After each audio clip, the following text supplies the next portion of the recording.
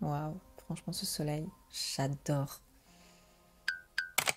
Dernièrement, je me suis sentie pas mal vide, pas mal frustrée, pas mal stressée. On va dire que tous ces états-là ne m'aidaient pas, ne contribuaient pas à ce que j'entretienne des pensées favorables pour un bien-être intérieur. J'ai 25 ans, j'estime que je suis jeune et je trouve que je passe trop de temps à me mettre la pression pour rien.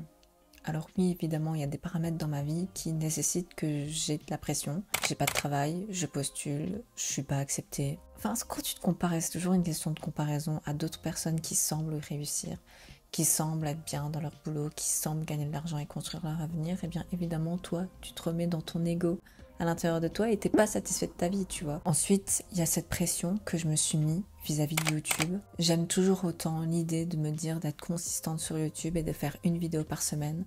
Sauf que je remarque bien que mes dernières vidéos ne fonctionnent pas plus que ça. Et alors du coup, je me mets la pression et j'en oublie pourquoi je fais ça. Tu sais, je fais des vidéos pour documenter ma vie, documenter mes réalisations et inspirer possiblement des personnes à évoluer aussi dans ce sens, vers une transformation intérieure. Je me mets la pression parce que j'attends un résultat. Pourtant, quand t'as pas de résultat, il y a de quoi se poser des questions, tu vois. Mais j'ai des résultats quand même, tu vois. Moi, je suis dans la gratitude quand même. Ça peut être pire.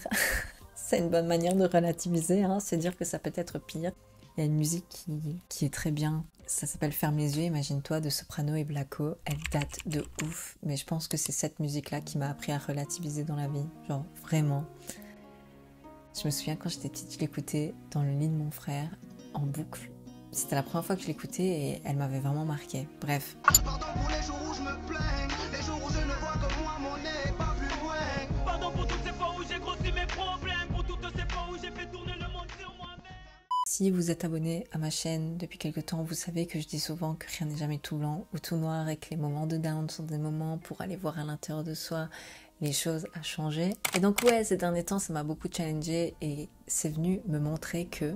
Tout ce suspense-là...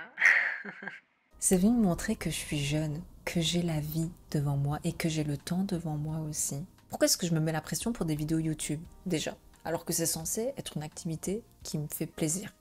Si je suis stressée maintenant à 25 ans alors que j'ai aucune grosse responsabilité, mais ça va être quoi à 30 ans, 35 ans, quand j'aurai des gosses? Ça m'a fait un déclic, je me suis dit waouh, non, je peux pas continuer comme ça. Alors depuis hier et aujourd'hui, je décide de prendre mon temps, d'accueillir à nouveau ce mode de vie slow qui me plaît tant. Je prends le temps de me réveiller, je prends le temps de déjeuner, je prends le temps de méditer si j'ai envie de méditer ou de faire une séance de yoga si j'ai envie de faire une séance de yoga, et puis si j'ai pas envie de le faire, je le fais pas. Je prends le temps de me préparer, de me laver et j'essaye le plus possible de pas me mettre la pression. C'est comme si je dois apprendre à sortir de ce mode survie pour vivre pleinement ma vie. Et je pense que la vie, elle fonctionne toujours en notre faveur, mais juste des fois, on l'oublie. Il y a comme un voile d'illusion qui se met devant nous et on a l'impression que le monde est contre nous, mais en fait, on est nous-mêmes contre nous. Et autre chose alors qui fait vraiment écho avec mes réalisations du moment, c'est que je pense que ça vient avec le mode survie. C'est cette sensation de devoir toujours être sur la défensive, de devoir toujours se justifier, de contre-attaquer. Ça stresse l'organisme aussi, c'est un truc de fou. Tu sais, t'es là et t'anticipes déjà une discussion qui n'aura même pas lieu. Parce que you do you, et les gens do themselves too, tu vois. Et souvent, je remarque dans la voiture, tu sais, je suis là, j'anticipe des conversations qui n'ont pas lieu d'être.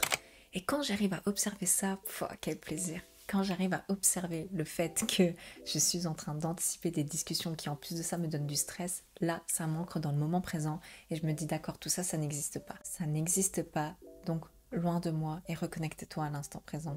C'est un truc de fou, c'est qu'une fraction de seconde. Je trouve que plus tu t'habitues du coup à faire ça, à observer dans ton intériorité les pensées que tu entretiens, les croyances que tu entretiens et l'état émotionnel que cela engendre à l'intérieur de toi, plus t'es powerful. C'est en partie ça, reprendre son pouvoir intérieur grâce au discernement.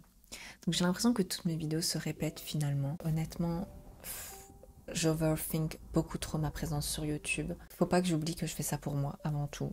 Je le fais vraiment pour moi parce que c'est ce qui me permet de me rattacher à une activité qui me bouge de mon quotidien. Ça me donne du mouvement, tu vois. Je me demande vraiment qui va écouter cette vidéo. Mais en tout cas, si tu te sens aussi perdu, si tu sens que t'es vide à l'intérieur de toi, que ta vie elle a pas de sens, t'es vraiment figé, tu ne sais pas avancer, je te suggère de trouver une activité qui te plaise et qui te permette de sortir de ton non-mouvement. Une activité qui te demande pas beaucoup d'énergie, pour le faire, pas beaucoup d'impulsion pour le faire, mais quand tu le fais, cette activité-là te donne de l'énergie. Écrire des textes, faire de la cuisine, faire des vidéos si t'aimes ça, faire du montage vidéo si t'aimes ça, peindre, dessiner, faire de la musique. On a tous cette âme créative en nous et certaines personnes l'ont un peu plus oubliée, mais je peux te l'assurer qu'on a tous une âme créative en nous. Et je pourrais être fière de moi ce dimanche quand j'aurai sorti ma vidéo et que je l'aurais fait en plus avec le cœur. Là, c'est vraiment le cœur, c'est authentique de ouf, j'ai rien préparé d'avance. Et c'est un exercice pour moi aussi, pour me rappeler que finalement ma vie, je la vis pour moi. Et puis j'ai d'autres vidéos aussi qui se préparent. J'essaye d'être de plus en plus active sur TikTok. Instagram, j'ai encore un peu du mal, mais il faudrait que je m'y mette. En tout cas, je commence step by step. Aussi, une chose que j'avais envie de vous dire, ce qui m'attriste un peu, c'est que j'avais fait toute une vidéo, un spring reset, du coup j'avais fait une mise à jour pour le printemps, j'avais mis des objectifs, un plan d'action, etc. J'étais vraiment déter là-dessus, je voulais absolument changer et en fait j'ai pas su le faire parce qu'il y a eu des événements de ma vie qui m'ont pris beaucoup d'énergie et j'ai pas su me prioriser et ça m'a mis un gros coup parce que j'ai l'impression qu'un challenge dans ma vie qui revient sans cesse en spirale, c'est le fait que je n'arrive pas à me prioriser et à faire passer mes besoins ou mes projets en premier avant le reste. Et donc ça m'a rendu mal parce que ça m'a donné beaucoup de nervosité, de stress comme je le disais. Et surtout, encore une fois, cette sensation de te décevoir toi-même. Je me suis déçue et je me dis mais il y a quoi qui cloche avec moi? Pourquoi est-ce que mon cerveau, mon corps recherche toujours ces émotions de déception? Comme si je ne pouvais pas me faire confiance. Tu sais, c'est deep, tu vois. Et quand tu réalises ça, quand tu es dans ce seuil-là profond d'introspection à l'intérieur de toi, tu vas aller chercher des choses qui font pas plaisir à voir. Et en plus de ça, tu les vois. Et en plus de ça, tu dois processer ces émotions-là, processer ces informations-là pour essayer d'évoluer. Mais juste des fois, tu sais, c'est trop pour ton système nerveux, ça crée un bug. Alors du coup, c'est très compliqué de sortir de cette spirale de la négativité. Mais je l'ai fait. Je crois que là, ça va un peu mieux. Je suis très reconnaissante pour les personnes qui ont écouté et regardé cette vidéo jusqu'ici. Si mes mots vous ont touché, vous ont inspiré, aidez-moi pour le référencement. Donnez-moi un like, un commentaire pour échanger, un partage. Et cette vidéo touchera beaucoup plus de gens. Je vous fais plein de gros bisous et je vous dis à la semaine prochaine. Ciao!